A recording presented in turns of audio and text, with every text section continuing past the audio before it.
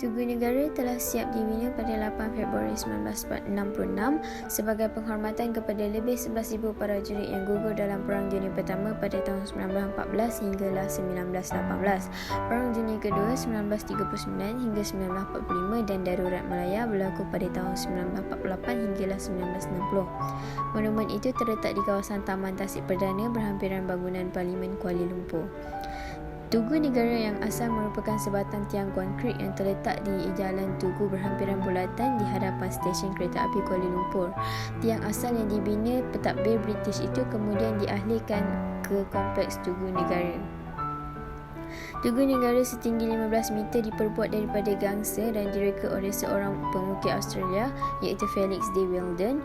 Separuh daripada perbelanjaan yang digunakan telah mendapat sumbangan daripada orang ramai dan selebihnya ditampung oleh kerajaan.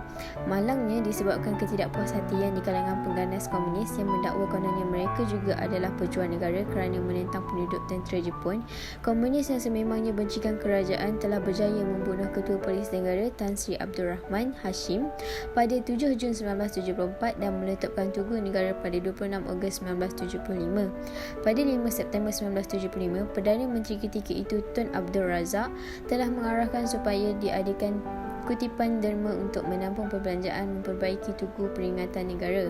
Tugu Peringatan Negara telah siap dibaik pulih pada 11 April 1977 oleh Chris Porter B. Kearney, pensyarah Fakulti Seni Lukis dan Seni Reka Institut Teknologi Mara iaitu ITM. Pada 11 November setiap tahun, satu pembarisan hormat akan diadakan di Tugu Peringatan Negara bagi memperingat prajurit dan pahlawan negara yang terkorban dalam mempertahankan tanah air tercinta.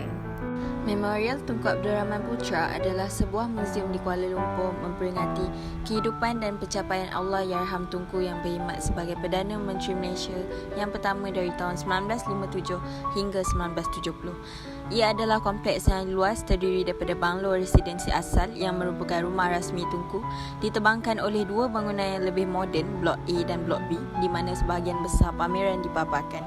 Majoriti kawasan pameran terdiri daripada paparan grafik yang meliputi peristiwa-peristiwa yang membawa kepada kemerdekaan Melaya dari Britain dan peranan yang Tunku mainkan pada zaman bersejarah itu.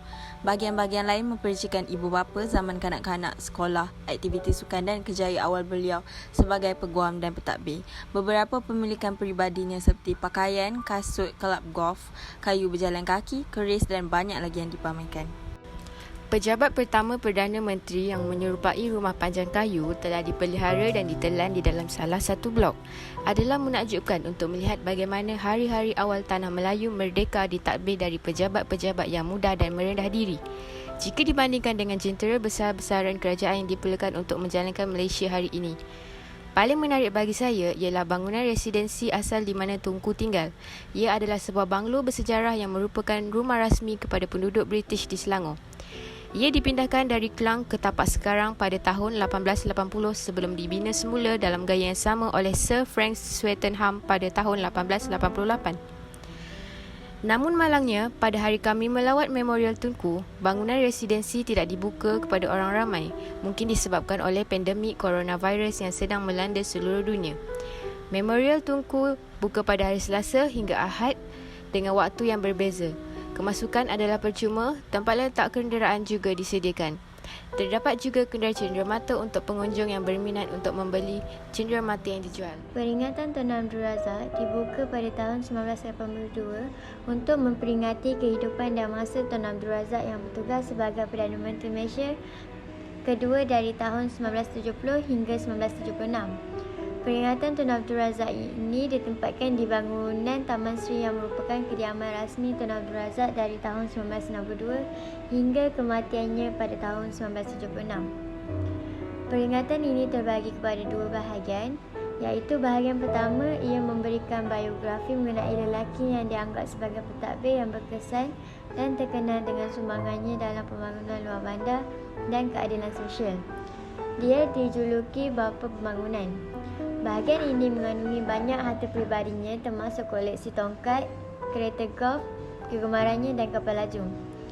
Juga hadiah dan cenderahati yang diterimanya semasa menjalankan tugas rasminya. Menariknya, Bilik tidur dan ruang kerjaya telah dipelihara dengan perabot asalnya 1960-an hingga 1970-an yang semestinya canggih ketika pertama kali dibeli, tetapi sekarang kelihatan sangat ketinggalan zaman.